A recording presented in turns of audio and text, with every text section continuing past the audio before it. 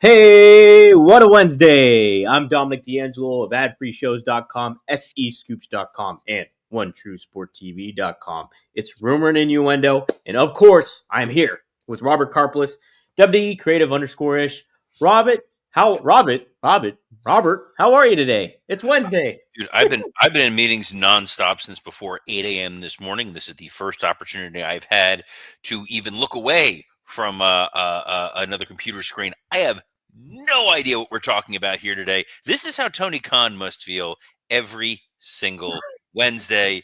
This is going to be one where I'm admitting I am going to be punchy as hell today, and I'm going to try my best not to use Marcus D'Angelo related language. But Tom, I make no promises today. Well, look, I just realized you shaved. I did shave, yes. What the hell's 2 going days on ago, here? Robert. Dude, anyway, let's say hi to the folks who are joining us here.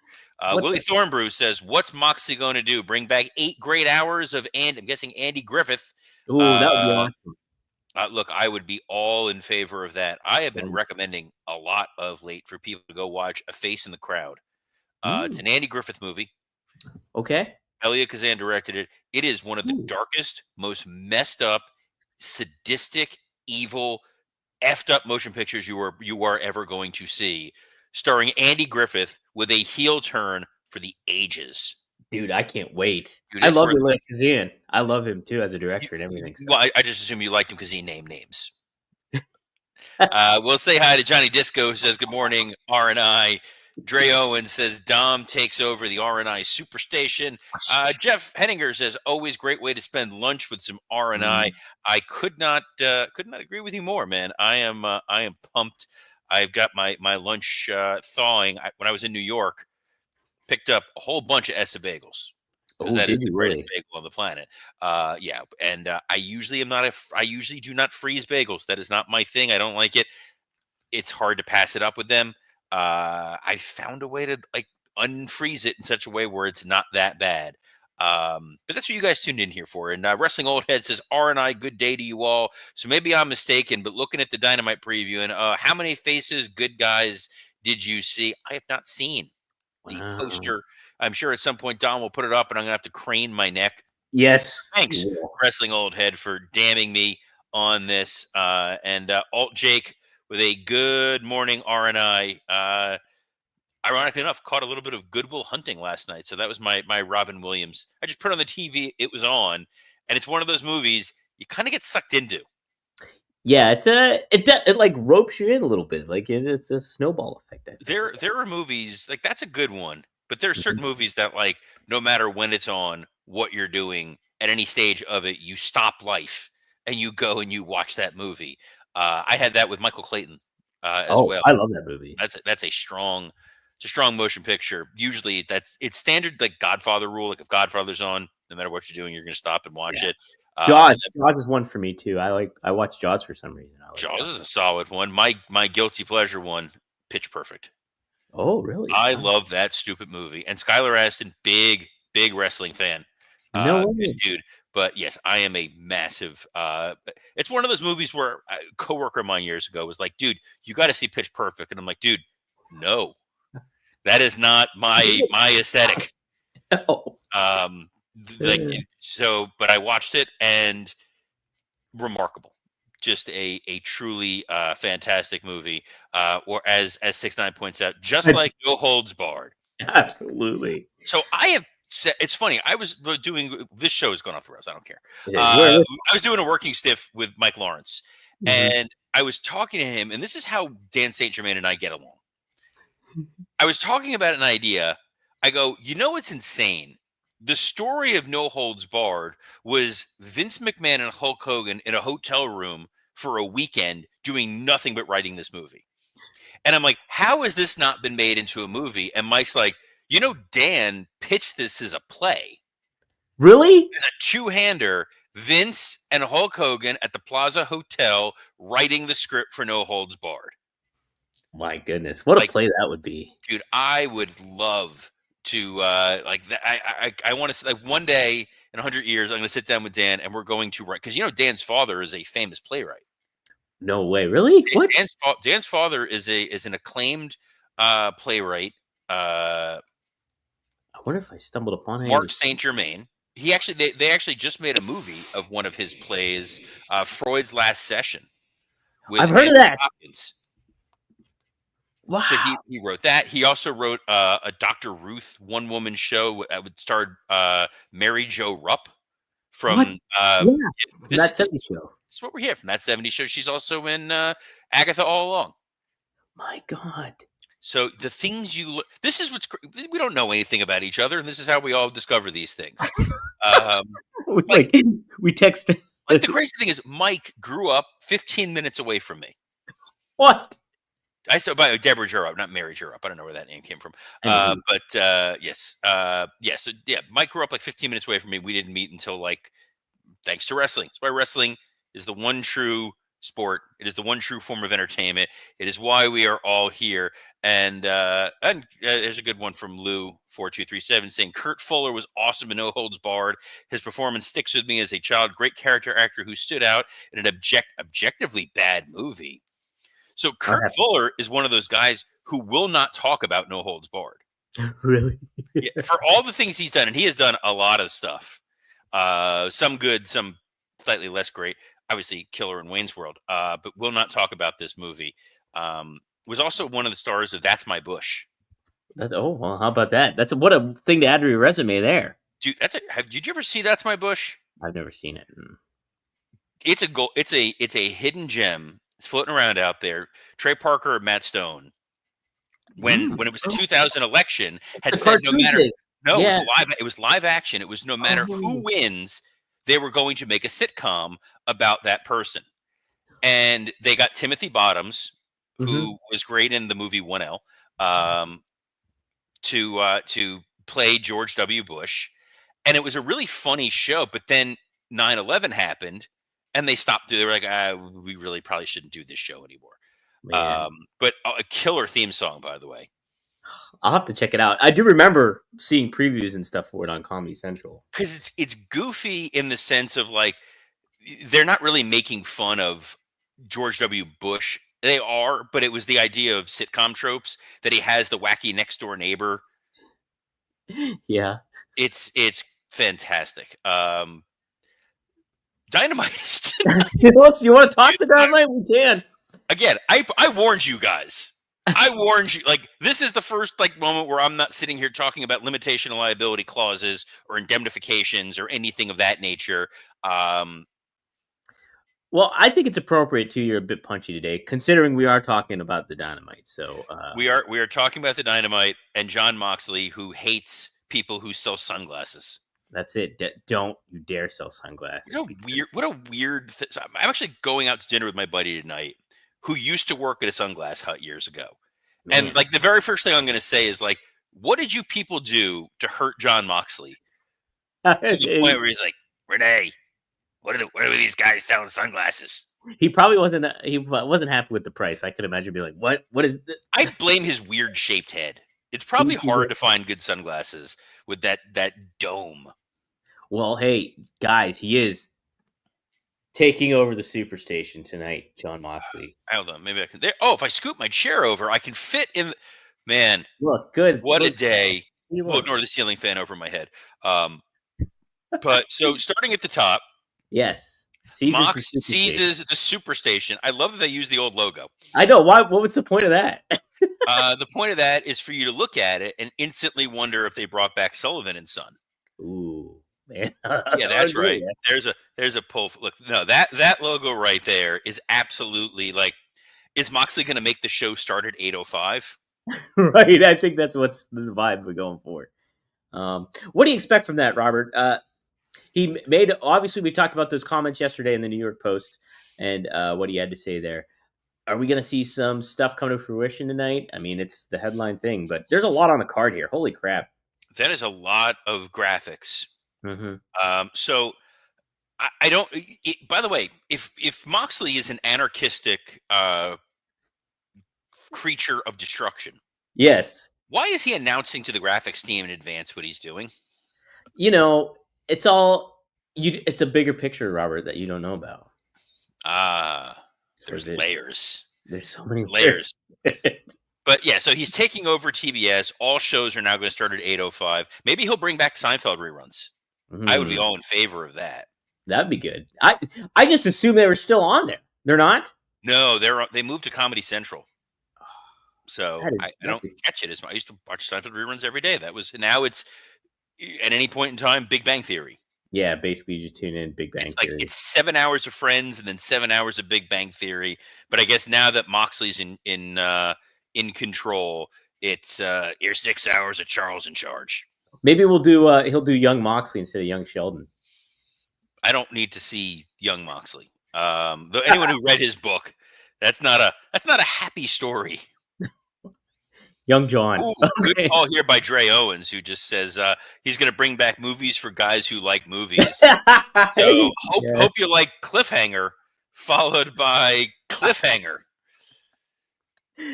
Demolition Man, anything Stallone like that. No, just Cliffhanger. That's the only one they're going to show. So we got a Full Gear preview match for the 4-way contender series. FTR, who exist and then don't, and then exist and then don't, versus the House of Black, who exist and then haven't for a long time. And then it seemed like last week Malachi Black retired forever, and now in this graphic he's Misfits Jesus. Yes, it's a very weird outlook he's got there. And who's that partner with him? Brody King. He'll show up here. Brody King. I would have remembered. That seems like the kind of name about that. Dom, follow up. And I did research. I had interview questions ready for Brody King, and then they're like, "Oh, his plane is delayed. He's not going to be able to record." I'm like, "Well, awesome." So you know what? Just for that, I'm rooting for FTR. Wow. Okay. Take that. We're spiteful here. I'm rooting for Brody because I have confidence he'll show up here at one point or another on the show. Dude, you got Bret Hart before you got Brody King. That's ridiculous. That's hilarious. That's Jack Klugman canceled, but we got Jack Nicholson instead. Jack Klugman. I'm 95 years old. That's what this episode. That's what Moxley's doing. He's bringing back reruns of The Odd Couple. That's it. Oh, Tony Randall for life. And Renee smoking a cigar. Konosuke Takeshita versus Adam Cole. Look. Yeah. Takeshita can't lose this, right? He can't lose. Of course he's going to lose this. Because they are now the new goal for Adam Cole. His new gimmick is guy who beats people more interesting than him. It makes zero sense. Zero sense to put. Why he's going to win clean. Put these people in predicaments. Everyone he's went up against should not have lost. It should not have happened. And I'm not saying that because I like Adam Cole. I'm a fan of Adam Cole. Putting these guys in that predicament where they're trying to build their names up. You have Malachi Black, you have Buddy Murphy, Matthews, and you're supposed to be thinking you would build them up, considering you signed them again, maybe. I don't know. And then Takeshita's one of your biggest, youngest stars, and you're going to likely job him out to Adam Cole in this thing that kind of dumb. It's a kind of dumb story, guys. It's a dumb spot to put him in, especially because I know that he fought Malachi Black and he fought Buddy Murphy. Mm-hmm. Isn't there a third guy in House of Black? Yeah. Who is the third? Who is the third man? Who is the third man? It's Brody King. I'm done. It's Brody King. Next up, Jay White and Juice Robinson versus Hangman Page and Christian Cage. Yeah, Cage Page. All right, damn it. That is that is a fun name. The Cage Page. Sounds like I wanted to come out to Bob. It's a prison book club. The Cage Page. Why are they teaming up? I don't know. I knew Hangman obviously has a feud with Jay White. I wasn't aware of Christian is feuding with Hook. Yes. So wouldn't it have been White Hook Cage Page? Or Juice Hook. Hook Juice. No, that sounds gross. That sounds like a Prime flavor. There goes our Prime sponsorship. Damn it. Sorry, Logan Paul. Hook J versus Cape. Now you just no. Hook J doesn't sound right.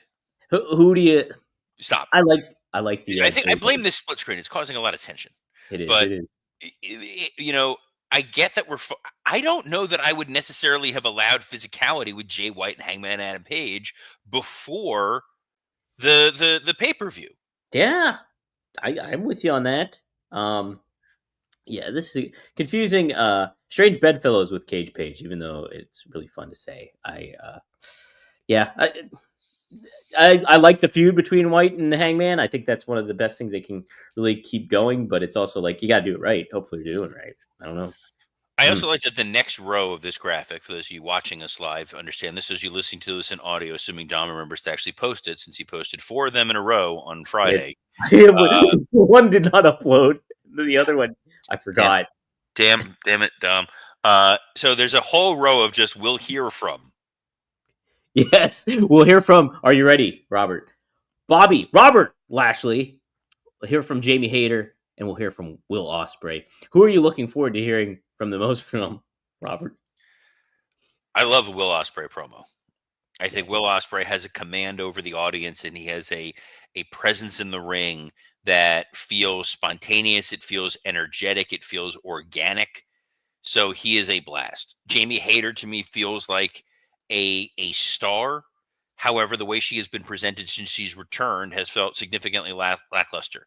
I don't quite understand why her new look is 1970s next door neighbor.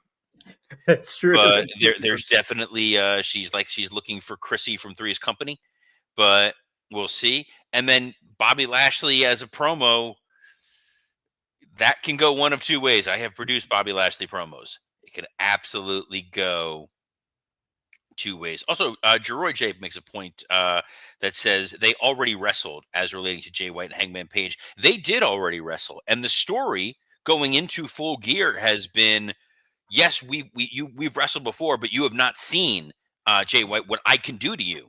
I being Hangman Page. So the idea is the first time they finally lock up in this new I burn people's houses down Hangman Adam Page, that's the draw for me to spend the $50 on Full Gear.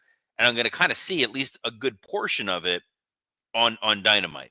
But Robert, he burnt down the house already before he fought Jay White again. That is true. And Wrestling Old Head points out that Jamie Hayter looks like Velma from Scooby-Doo. She's a hip lady. Yeah. That is a Can't Hardly Wait reference, by the way. That's the second Can't Hardly Wait reference that has been on this show in the last week and change. I think it was this week you mentioned it earlier. It was this week. It was this week. Yeah, first it was Mike Dexter, and then it was, you know who also was great but never got much play, Velma on Scooby-Doo. Yes. I like the look. Oh, and Lou 4237 bringing this. It said Andy Griffith and Three's Company mentioned shout out to the legendary Don Knotts from Barney Fife to Ralph Furley. We're a multiverse here. We're a sitcom. I would do the Don Knotts impression, but it will blow out the headset. So I will. Oh, Andy. That was brutal. Speaking of brutal, Swerve Strickland versus Leo Rush. So Leo's got to win this, right? Yes, because remember, Leo Rush got a card. And the story that they said was, if you got a card from MVP, you had two options. You either join us or you face the wrath of the Hurt Syndicate. So I kind of feel like this is going to be Leo Rush's introduction into the Hurt Syndicate. Yeah, I agree with you. I think that's pretty fascinating kind of story, actually, considering the history. Leo used to be Bobby's manager, so I guess it makes sense, right? So Wrestling Old has a question. Has anybody seen Mariah May? And then Dre Owens said she was on Collision. So the answer is no. No. No one has seen Mariah May. No. Lance Archer and Roderick Strong does that say Falls Count Anywhere? Falls Count Anywhere. Now, Robert, are we familiar with Roderick Strong's record here? How many wins does he have? 0. I haven't seen him wrestle. Exactly. So Cole is up 2-0 right now. I don't know. Strong hasn't gotten a chance to wrestle. It seems that's kind of unfair. I think. For all we know, Roderick Strong has been wrestling consistently on Collision or Rampage or Ring of Honor. I don't know what the rules. I didn't make the rules for this, Dom. And what's unfortunate here is George A points out, as related to Mariah May, her promos have been awesome. She is a tremendous promo. She's wildly entertaining. I just wish more people watch Collision to be able to see that, because we're sort of trained that nothing of note ever winds up happening on Collision. And if it is important, we'll get a replay of it on Dynamite. So it is not what I would call must-see appointment TV. But you know what's must-see appointment TV is Britt Baker versus Penelope Ford. I like Penelope Ford. Britt, she seems expendable. I've been saying that. I think that she's good on the mic. She's all right in the ring. But, like, I think her cachet is kind of ran out here in AEW. I don't think she was. You can take this graphic off. It's killing my neck. Are you sure? Yeah, please do. Anyway, she was off TV for 2 years, trying to come back from injury, and I think it's unfortunate that she came back and they didn't really seem to formulate a plan for her, other than let's put her against Jamie Hayter, who was also off TV and injured. Yeah. That has a heavy burden a little bit. You know, it does. I know that there's some other news and notes as it relates to All Elite Wrestling spending money properly. Yes, that's correct, Robert. Tony Khan, he's doling out the cash here for a little Axl Rose and Slash. He teams with Guns N' Roses guys on X. He posted, "Thanks to Guns N' Roses, AEW has secured a license to use November Rain in our videos promoting AEW Full Gear. Plus, this AEW November to Remember. Expect AEW November Rain by this weekend, and again next Wednesday before the pay-per-view." I don't know what that last part means, but well, I know that they've been trying to brand stuff as November to Remember. Pretty sure it was an ECW thing. Yes, that was definitely an ECW thing. I'm aware. I was just joking. I'm just like, can maybe not do that. I think that would probably not be a great idea to remind people of ECW, since that's not your company. They did it twice last week during the Dynamite that was a head-to-head with the NXT show. I don't know what licensing November Rain necessarily gets you. Yeah. It would be one thing if it was a song that had if it was somebody's entrance. Yeah. You know, I know they paid a lot for Bryan Danielson's entrance. I know Moxley was coming out to Wild Thing. The one that I want them to really license is Swerve Strickland's Shaka Khan Ain't Nobody, because that was a hell of an entrance song, and I absolutely loved it. I don't know if this is the best use of funds. I agree. I would think if you're going to use it, if you're going to license the music, make somebody walk out to it for an extended period. Or make it mean something. Yeah. Right? You know, it's fine. You know, I know on WWE's side, Damian Priest's song now is the guitarist from Judas Priest. Yeah. No, Slayer. Wasn't it Slayer? Was it Slayer? Or was it Slayer? Maybe it was Slayer. You're right. It was Slayer. Judas Priest is something unrelated. So Slayer. So it's like, all right, you're using that to be the theme song for this guy. I don't know. And also, what's the good of tweeting out about it? I don't know. Set your ties to Guns N' Roses. It's not going to lead to more eyeballs on your product. Like, no one's going to see this tweet and be like, my God, I have to tune into Dynamite to hear this November Rain song. I think that they're giving you reasons to want to tune in. We just went through that whole litany. I'm kind of curious to see what Moxley is going to do by taking over TBS. Maybe he beats up Billionaire Ted. Maybe that's it. Is that what's going to happen? Oh man, I really hope he does. I would enjoy that. And I saw someone pitch this online, which is kind of interesting. Since NXT did that show, the 2300 Arena, given that we're coming up on the anniversary of the debut of Nitro, run an NXT at the Mall of America. Hell yeah. Yeah, who did mention that? I saw that too. I thought that was a great idea. Chris Van Vliet retweeted it from somebody. I didn't see who it was. I was like, that's a good idea. Oh, Scott Fishman. Scott Fishman did it. Oh, I know Scott Fishman. Never mind. I'm kidding. He's a very nice man. I wonder if that train store is still open. I've never been to the Mall of America. I've never been to the Mall of America. I just know that when like Lex Luger debuted, behind him was like the Great American Train Store or something like that. I highly doubt it. What if it is? What if like that's the big draw? Like people go and like pose for pictures. Like there's all these groups I always see on Facebook where people go find movie locations and they take pictures in front of like, this was the high school from Back to the Future. Like if there's someone who's taking a picture of like, this is where Lex Luger in that puffy shirt showed up. from the Great American Trade Store. From the Great American Train Store. But speaking of pirates, Baron Corbin was a pirate. Yes. And there's a Baron Corbin note that we're going to talk about here today. Yes, sir. So Kurt Angle spoke with WrestleZone, Bill Pritchard of WrestleZone, my former boss. Talked about Baron Corbin leaving WWE. And Kurt says, Baron, I think he's underrated. I think it kind of sucks. They started utilizing him the way they should have. They started utilizing him the way they should have. They had him beat me, which I was okay with. It was my last match, and obviously you're going to lose your last match when you retire. Baron, after that, he ended up winning King of the Ring, and then nothing else happened with him. It was a little disappointing to know that he beat a legend at WrestleMania in the Legend's last match, and they didn't really do much with him after that. For me, makes me feel like I did that for nothing. And then Corbin caught wind of this quote from WrestleZone and said, to be fair, that's one of the reasons I wish I had become world champ. It would have paid honor to what Kurt did for me. I will forever appreciate it and wish I could have done more to make it worth it for him. Yeah, Robert, when that was going down, when they booked the last match for Kurt and everything like that, it really felt like a head scratcher and very underwhelming for Kurt too. And yeah, they did not follow up with Baron. You know, he had some good runs and some memorable runs as Happy Corbin and, you know, the King of the Ring stuff, but not nearly to the level that they should have made the most out of him if they were going to have him beat Kurt Angle. I hated that was Kurt Angle's last match. I know Kurt at one point had pitched John Cena to be his last match, which I personally would have loved to have seen since I was part of the Kurt Angle John Cena feud during my tenure at WWE. So obviously I would have enjoyed that. But Baron Corbin was a guy that they just kind of like started and stopped with a number of times. Mm-hmm. The Happy Corbin, Sad Corbin vignettes were good, and unfortunately sometimes the bell had to ring. And Baron did get better over time, but I don't think he ever caught up to a level of where the current talent truly is.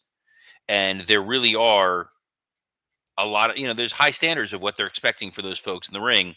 And if you were to see a Baron Corbin match, you're not going out of your way and watching that. For what it's worth, the Great American Train Store closed in 2000. Oh no. Wow. I'm devastated. We're 24 years too late. Look, it was the most important thing in Minnesota outside of the Gagne family. That's correct. Robert. Speaking of Greg Gagne. Yes. We recorded live yesterday at 4 p.m. Eastern Standard Time. Me, Greg Gagne. For his dinner. Right. And Magnum TA. We spoke a lot, covered some good ground on some newsworthy topics about Raw. We talked about John Moxley's comments, too, from the New York Post, and they had some interesting insight on that Magnum gave, too, and so did Greg. So, Magnum, look, if there's one dude in Wrestling Synonymous with rocking some pretty good sunglasses, it's Magnum TA. So I can imagine he's going to defend the honor of the Sunglass Hut people. That's it. And then tomorrow, me and RVD are back. We will be recording at 9 p.m. Eastern Standard Time live on One of a Kind on the YouTube channel, Rob Van Dam's YouTube channel, and then we'll also be on OneTrueSportTV.com. So tune in live and ask Rob a question. We'll cover NXT. We'll cover some other news in wrestling and get his perspective, his one-of-a-kind perspective, if you will. And Robert, I know you and Scott are gearing up to record a new episode of Workin' Stiff. You guys had hammered out some episodes this week. We did. We knocked out a Patreon episode earlier this week where we talked about all the news and notes that happened over the wrestling world over the weekend and the SmackDown situation that I did as Something to Sports Entertainment with, talking about Monday Night Raw. And Scotty and I will be hooking up tomorrow to talk the fallout from Dynamite, all the random news and happenings going on in the week, and a chance for me to actually properly curse. And because I have you have that thing where you have an itch where you have to finish a song lyric or something like that. Yes, absolutely. Wrestling Old Head messaged, Ned, have you thought about any of the other major religions? The follow-up to that is they're all pretty much the same. That was the Reverend Lovejoy quote that we will leave you on. So thank you for joining us here every Monday through Friday at noon Eastern on a plethora of platforms. Don, remember to put them up on all of them today on WWE Creative _ISH on X for as long as X is still a thing. SE Scoops on X, as well as on YouTube on Rumor and Innuendo ad-free shows and Working Stiff. You can also catch the audio form, Dom, the audio form on iTunes, Spotify, and the like. The audio form. Post it. You're the best. Best producer in the business, the man who will single-handedly bring down the Jets. Yeah. He is. Yes, we'll start calling him Benny, Mr. Dominic D'Angelo. I'm Robert Karpolis. Best of luck in your future endeavors. And happy birthday, Vinny Testaverde, my all-time favorite. Yeah, Vinny and the Jets.